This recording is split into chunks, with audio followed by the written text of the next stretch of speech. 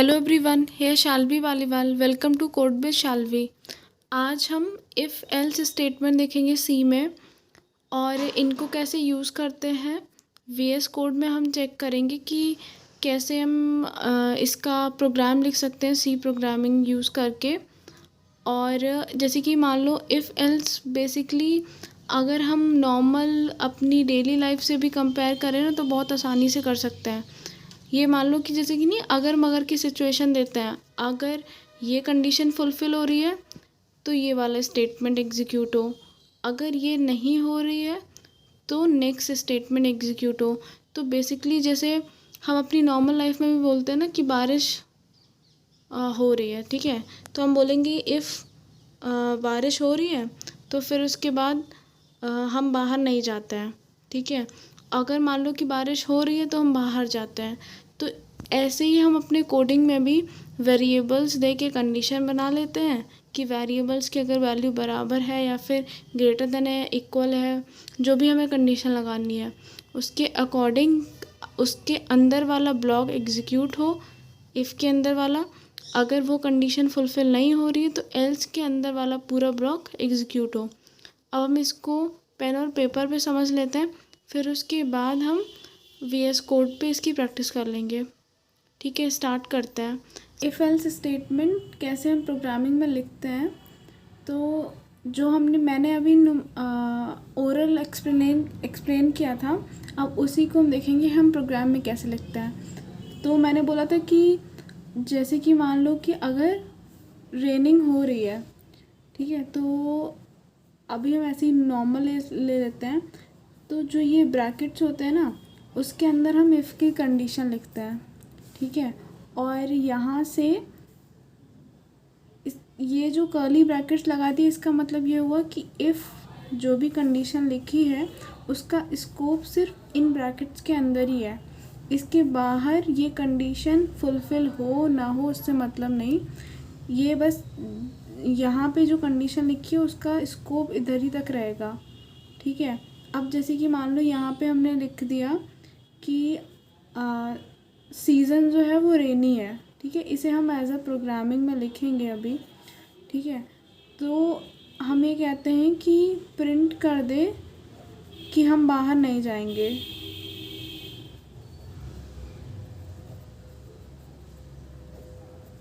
ठीक है।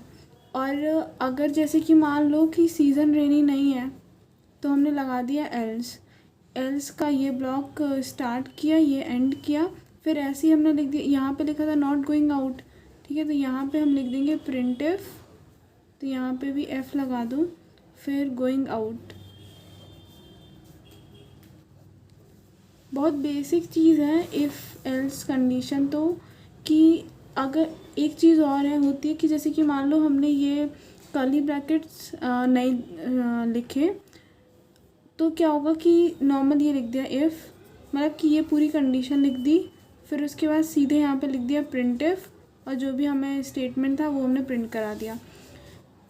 तो अगर हम जो फर्स्ट लाइन होगी ना इफ़ के बाद, वो चीज़ इफ़ के स्कोप के अंदर आएगी, मतलब कि बाय डिफ़ॉल्ट इसे जो कंपाइलर होगा वो ये समझेगा, ठीक है। लेकिन जैसे कि मान लो ये तुमने ये नहीं लगाया, ठीक है, प्रिंट एफ के बाद तुम ये चाह रहे हो कि दूसरी भी तुमने कंडीशन लिख दी ये भी इफ़ के अंदर है, तो वो नहीं होगा, क्योंकि जो फर्स्ट लाइन होती है सिर्फ वो ही बाय डिफ़ॉल्ट ऐसे मानता है कंपाइलर, ये दोनों को इसके अंदर नहीं मानेगा, तो ये इसे अलग मान लेगा, ठीक है। सेकेंड लाइन को, जो ये फर्स्ट लाइन होगी बस इसको अगर तुमने ये नहीं लगाया है तो इसके अंदर मानेगा, और ये जो सेकेंड लाइन होगी उसको नहीं मानेगा। इसीलिए अगर तुम्हें दोनों को इफ़ कंडीशन पे रन कराना है तो यहाँ पे स्टार्ट किया ये ब्रैकेट, यहाँ पे ख़त्म कर दिया।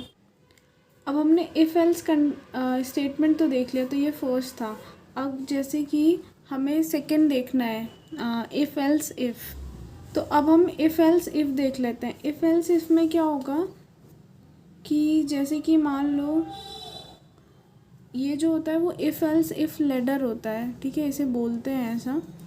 तो इसमें जैसे कि इफ़ कंडीशन हमने लिख दी कि रेनी सीज़न है, ठीक है, बहुत ज़्यादा बारिश हो रही है, ये मान लो कि बहुत हाई रेनिंग है, ठीक है। कंडीशन बनाने के लिए मैं ऐसा कर रही हूँ, ठीक है। तो हमने कहा कि हम बिल्कुल बाहर नहीं जाएंगे,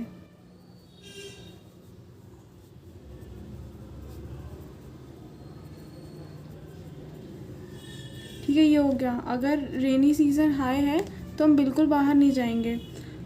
अब हम लिखेंगे यहाँ पे एल्स इफ़, कि अगर ये मान लो कि सीज़न रेनी सीज़न तो हाई है लेकिन बहुत इतनी बारिश नहीं हो रही, मतलब बहुत कम बारिश हो रही है, तो लाइट रेनी सीज़न मान लो,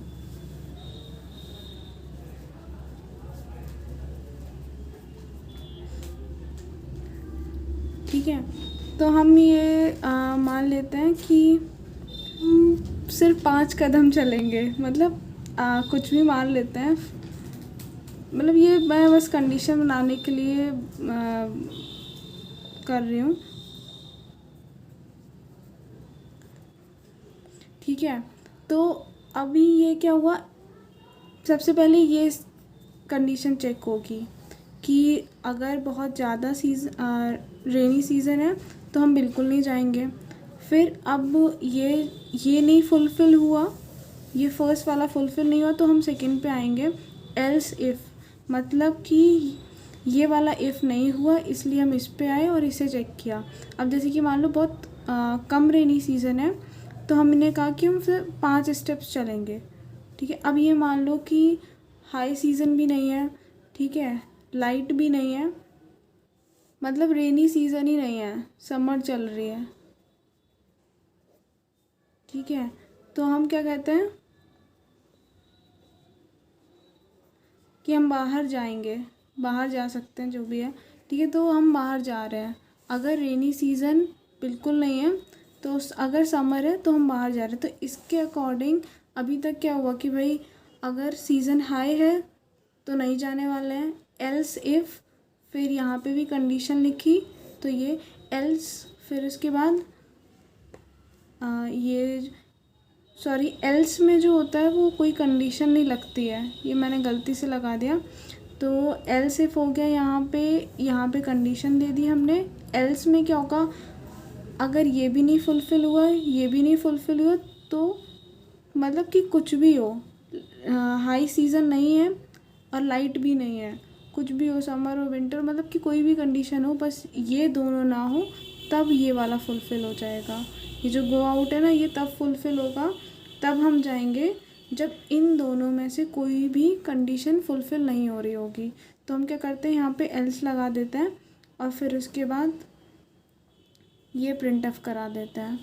तो अगर ये बहुत मतलब बेसिक है, अगर ये समझ आ गया ना तो फिर अब में भी ये कोई आ सकता है कि 5-6 कंडीशंस हो तो सीधे सोच सोच के लगा दो कि मान लो कि ये वाली भी फुलफ़िल नहीं हुई, सॉरी ये वाली फुलफ़िल नहीं, हाँ ये वाली फुलफ़िल नहीं हुई, ठीक है। और एल्स इफ में था कि लाइट रेनी सीज़न था तो ये वाली भी फुलफ़िल नहीं हुई। अब हमारे पास एक और कंडीशन आती है, ठीक है। तो हम यहाँ पे और लगा देंगे कि एल्स इफ़, ये जो कंडीशन है अगर ये वाली भी फुलफ़िल नहीं हुई तो हम एल्स पे चले जाएंगे। तो कितनी भी कंडीशंस हो यहाँ सीधे सीधे लगाते चले जाएंगे और उनको चेक करते जाएंगे। तो नॉर्मल जैसे कि प्रोग्रामिंग में भी एक प्रोग्राम होता है ना कि एज जो है वो एज है 18 से ज़्यादा है, ठीक है। तो हमने यहाँ पे ये इफ़ में लगा दिया कि एज 18 से ज़्यादा है, ठीक है। तो फिर प्रिंटफ में कि वो वोट कर सकता है, ठीक है। एल्स में हमने लगा दिया कि नहीं कर सकता वोट, मतलब कि इसका मतलब हुआ ना एल्स में कि एज जो है वो 18 से ज़्यादा नहीं है, मतलब कि 18 से कम है, ठीक है, या फिर बराबर है, तो वोट नहीं कर सकता, ठीक है। तो ये जो है वो नॉर्मल जो हम सोचते हैं बस उसी को लिखना होता है और कुछ नहीं है। एक होता है नेस्टेड इफ़। नेस्टेड इफ़ में क्या होता है, नेस्टेड इफ़ का मतलब है कि एक इफ़ ख़त्म हुआ फिर दूसरा इफ़ शुरू हो गया। जैसे कि मान लो कि हमने बोला कि रेनी सीज़न है, ठीक है, और फिर हमने बोला कि लाइट रेनी सीजन है।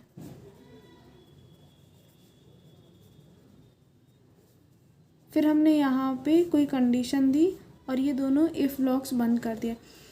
अब ये बताओ कि ये वाला जो प्रिंटफ ये यहाँ पे जो भी कोड लिखा होगा ये कब एग्जीक्यूट होगा? ये तभी तो एग्जीक्यूट होगा जब हम इस ब्लॉक को भी पार कर चुके होंगे, ठीक है, और ये कंडीशन फुलफ़िल करके हम इस ब्लॉक को भी पार कर चुके होंगे, तभी तो ये वाला फुलफ़िल होगा। तो सबसे पहले हमने देखा कि रेनी सीज़न है, चलो ठीक है, हम इस ब्लॉक के अंदर आ गए।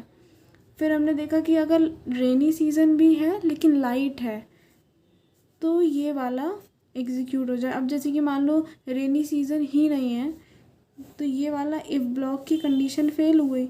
जैसे ही ये ब्लॉक का कंडीशन फेल हुआ तो ये यहाँ पे स्टार्ट हो रहा था, ठीक है, तो इसका स्टार्ट ये था, इसका एंड ये था। यही फेल हो गया तो इसके अंदर नहीं एंटर कर पाया तो इसके बाहर आके जो भी एल्स में होगा वो एग्जीक्यूट करेगा। ये वो यहाँ पे आके ये एल्स वाली जो कंडीशन होगी वो एग्जीक्यूट करेगा। अब मान लो कि इसके अंदर वो चला गया, ठीक है, रेनी सीज़न है लेकिन लाइट रेनी सीज़न नहीं है, बहुत हायर है। तो अगर हाई है ये कंडीशन फुलफ़िल नहीं हुई, यहाँ पे गया लेकिन ये कंडीशन फुलफ़िल नहीं हुआ तो इसका स्टार्ट ये था, इसका एंड ये था, ठीक है, तो अब वो यहाँ पे आ जाएगा। तो यहाँ पे जो भी एल्स की लिखी होगी कंडीशन वो फुलफ़िल हो जाएगी, ठीक। अब मान लो कि रेनी सीज़न भी है और लाइट है तो ये वाला फुलफ़िल हो जाएगा। तो ये तो मैंने एक्स्ट्रा में बता दिया कि एल्स भी लगा हुआ है तो हम क्या करेंगे, लेकिन जो नेस्टेड इफ़ होता है उसका मतलब यही होता है कि एक इफ़ लगाया फिर उसके अंदर हम एक और इफ़ कंडीशन लगा रहे हैं। ये ना सेम है, जैसे कि मान लो अगर हम ये लिख रहे हैं if rainy season and operator होता है ना, और फिर लाइट रेनी सीज़न,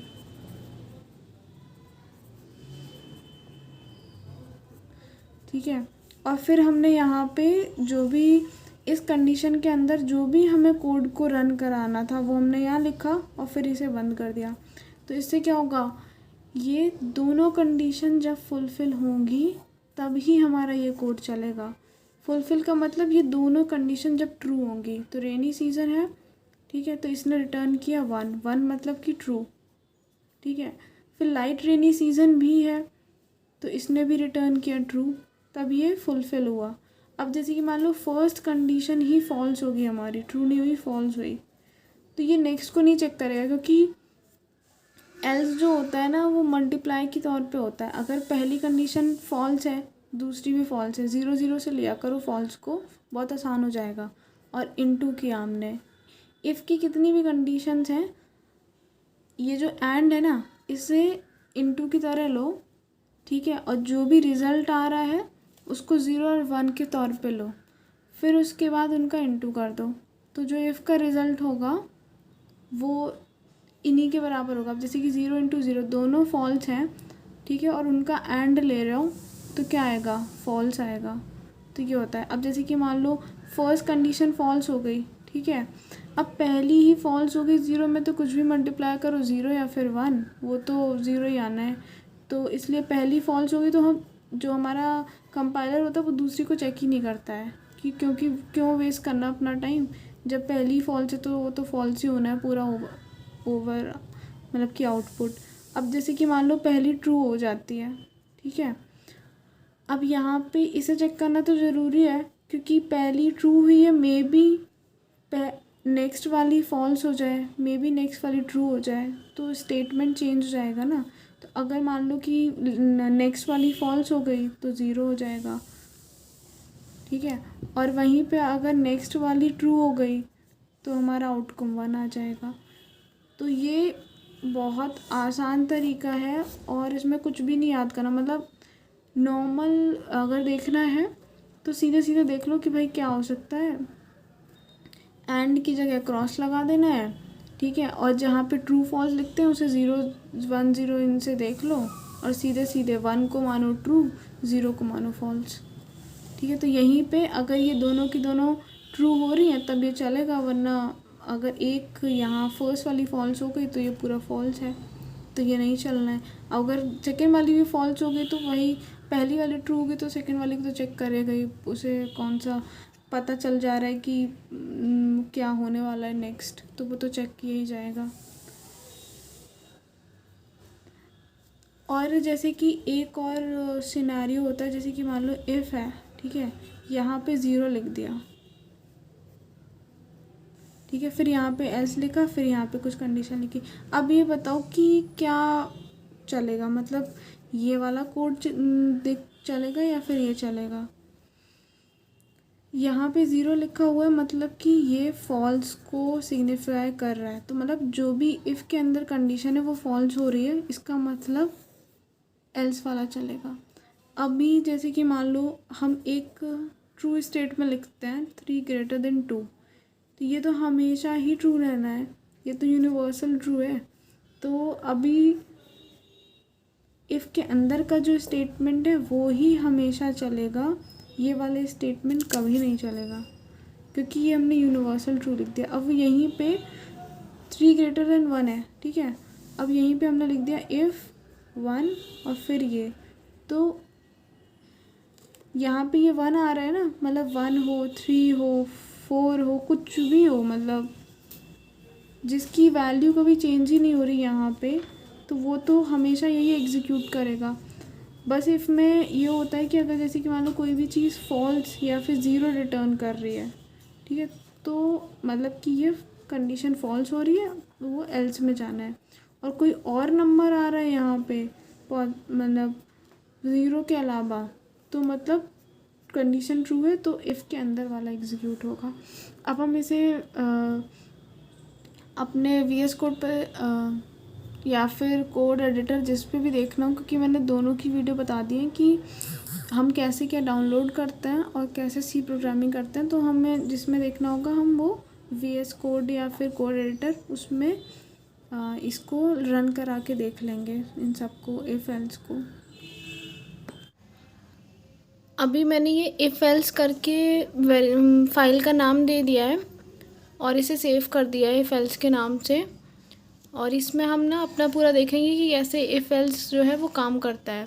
तो सबसे पहले हमने यहाँ पे stdio.h हेडर फाइल है वो इंक्लूड कर लिए। ये इंक्लूड करना बहुत ज़रूरी है, क्योंकि अगर हमें printf scanf ये यूज़ करने हैं और अगर एरर ना आए, क्योंकि ये फंक्शंस stdio.h के अंदर डिफाइंड है, तो वो अगर करना है तो फिर हमें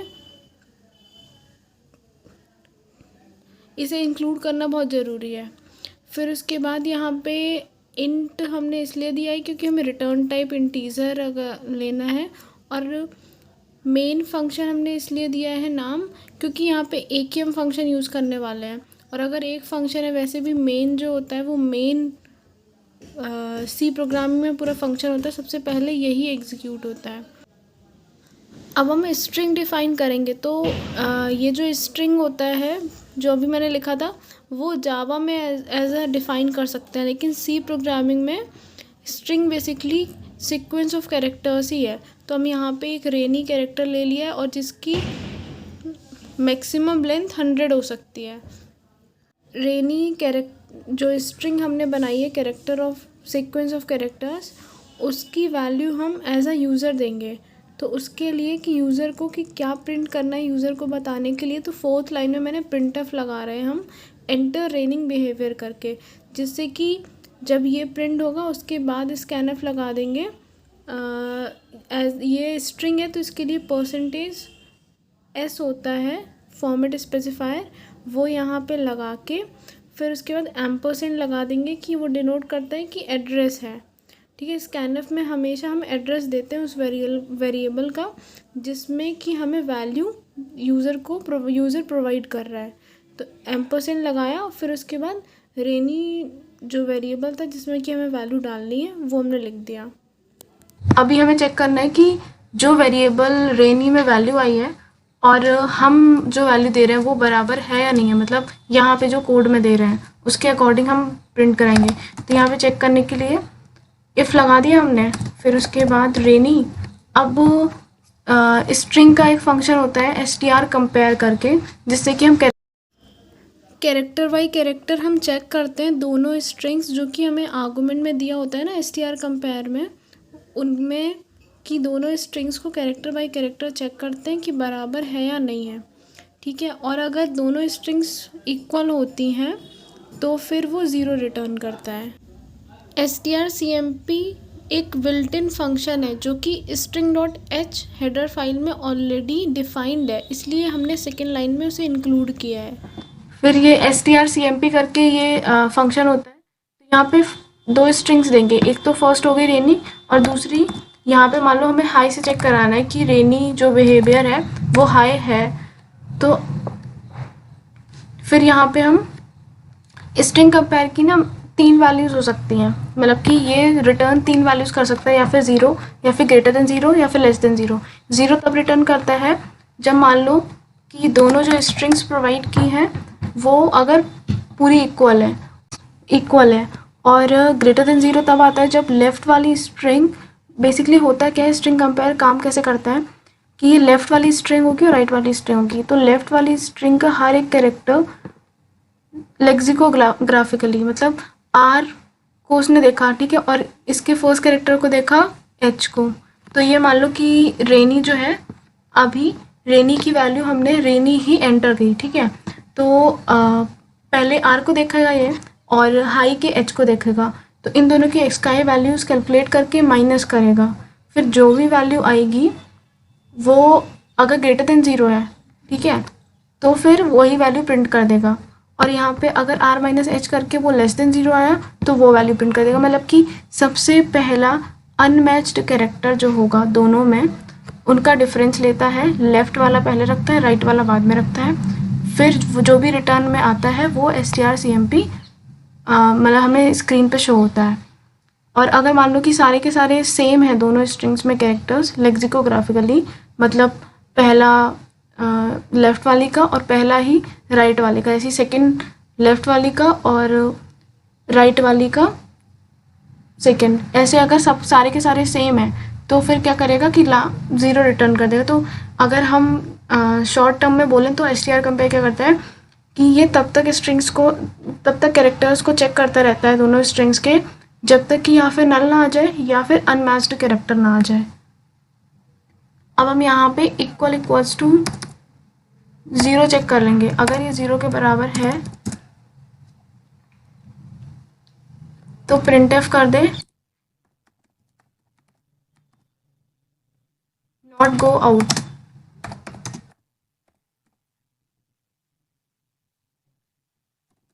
स्पेलिंग गलत हो गया, ठीक है, आउट। अगर ये इक्वल नहीं है तो मतलब अगर ये इफ वाली स्टेटमेंट सही नहीं है तो वो फिर वो एल्स पे आए, और जो भी एल्स में हम लिख रहे हैं वो स्टेटमेंट एग्जीक्यूट हो। तो अभी हम लिख दे रहे हैं गो आउट। अब नल पे जाके यहाँ पे जाके इसे रन कर देता है।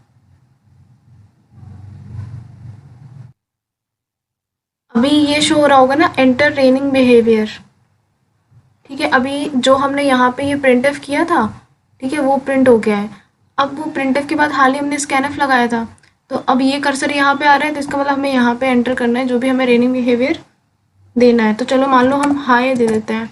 तो अब ये यहाँ पे जब हमने हाई दिया तो ये फर्स्ट इफ़ कंडीशन चेक होगी कि रेनी और हाई, मतलब रेनी मतलब हाई जो दे रखा है, तो ये रेनी की जो वैल्यू है और यहाँ पे जो हाई दे रखा है वो इक्वल है कि नहीं है, और 0 के बराबर आ रहा है कि नहीं स्ट्रिंग कंपैरिजन देने में। तो अभी प्रिंट कायदे से होना चाहिए नॉट गो आउट। अभी देखते हैं क्या होता है। हाई एंटर करने के बाद एंटर प्रेस करना है। अभी देखना ये आ गया ना नॉट गो आउट,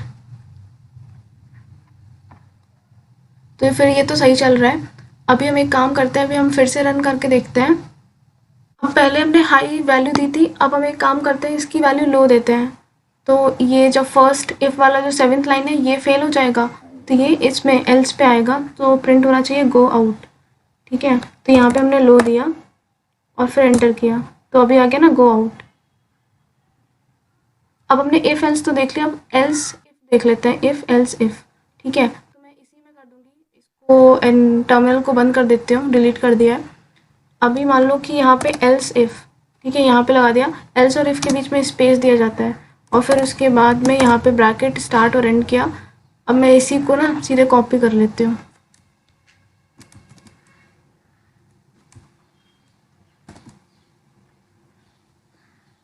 अब यहाँ पे हमने हाई कर रखा है, अब यहाँ पे मैं मीडियम कर देती हूँ।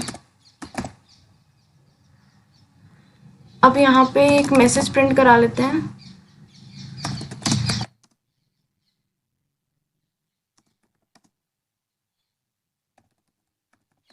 ठीक है, तो ये मैंने लिख दिया chances to go out are medium. ठीक है, तो बस कंडीशन बनानी है और फिर उसके बाद एल्स में सेम रखते हैं, प्रिंटफ गो आउट। इसको सेव कर देते हैं। अभी देखते हैं क्या होता है। अगर मीडियम प्रिंट करेंगे तो ये वाला मैसेज प्रिंट होगा, अगर हाई प्रिंट करेंगे तो नॉट गो आउट होगा, और अगर इन दोनों में से कुछ भी नहीं किया है तो फिर ये एल्स वाला एग्जीक्यूट होगा। बेसिकली प्रोग्राम में ऊपर से चलते जाना चाहिए और देखते रहना चाहिए कि हर एक लाइन पे चीज़ें हो क्या रही हैं। आसानी से हम ये पता कर सकते हैं कि हाँ ये क्या प्रिंट करने वाला है।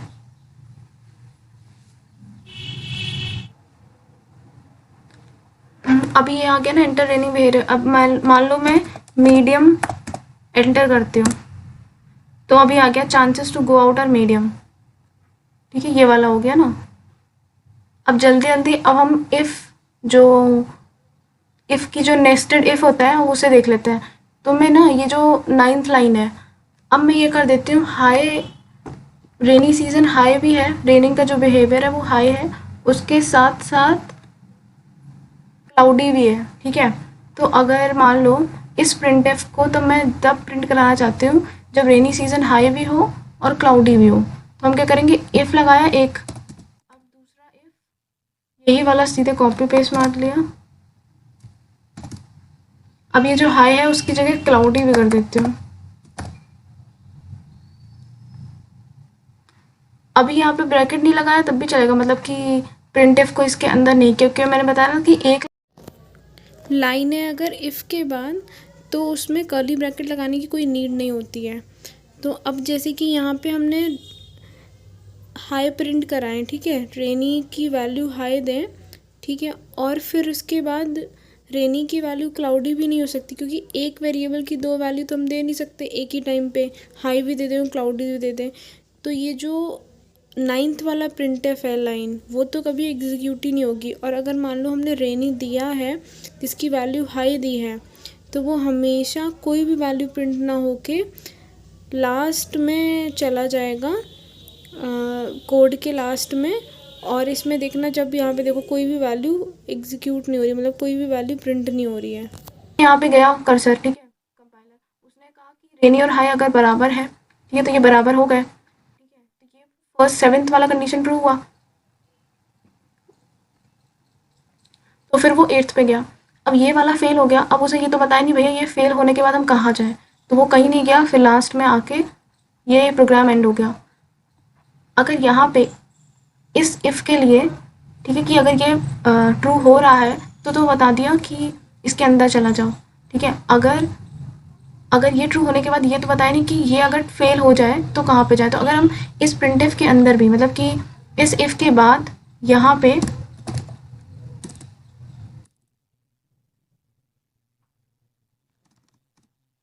भी एल्स लगा के स्टेटमेंट दे देते हैं, तो ये क्या करता है कि अगर ये वाला मतलब कि एग्जीक्यूट हुआ और 0 के बराबर है और फिर ये वाला ट्रू हुआ नहीं मान लो, तो फिर ये वाला एल्स एग्जीक्यूट हो जाता। ठीक है, तो अभी मैं इसको हटा देती हूँ, इसको सेव कर दिया है, तो वो तो पहले से ऐसे ही प्रोग्राम है। अभी हम फिर से रन करते हैं। मैं ना थोड़ा सा यहाँ पे नेक्स्ट लाइन दे देती हूँ यार, ये थोड़ा सा कंफ्यूजिंग हो जा रहा है। ये एस्केप सीक्वेंस लगा दिया यहाँ पे नेक्स्ट लाइन के लिए। ये मैं ऑलरेडी पहले बता चुकी हूँ कि एस्केप सीक्वेंसेस क्या होते हैं, कितने होते हैं, तो वो वीडियो आप रेफर कर सकते हो।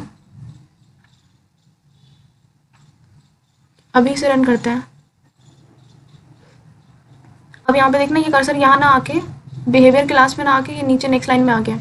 अब हम यहाँ पे एक काम करते हैं कि 9th वाली अगर हमें स्टेटमेंट एग्जीक्यूट कराना है, तो ये जो 8th पे लिखा हुआ था ना रेनी, उसकी जगह हम क्लाउडी ही दे देते हैं। तो क्लाउडी सेम ही है, तो ये हमेशा 8th वाला इफ़ तो एग्जीक्यूट हो गई, मतलब कि ट्रू रहेगा हमेशा। अगर रेनी की वैल्यू हमने हाई दी है तो 8th वाला तो हमेशा ट्रू ही है ही, तो वो नॉट गो आउट पे हमेशा एग्जीक्यूट हो जाएगा। अब ये जो एरर आ रही है ना नॉट गो आउट, वो क्यों आई है? क्योंकि हमने 8th वाला स्टेटमेंट हाईलाइट कर रखा था, तो वो इसलिए आ गई थी। अभी नहीं आएगी वो, क्योंकि हमने हाईलाइट से हटा दिया है।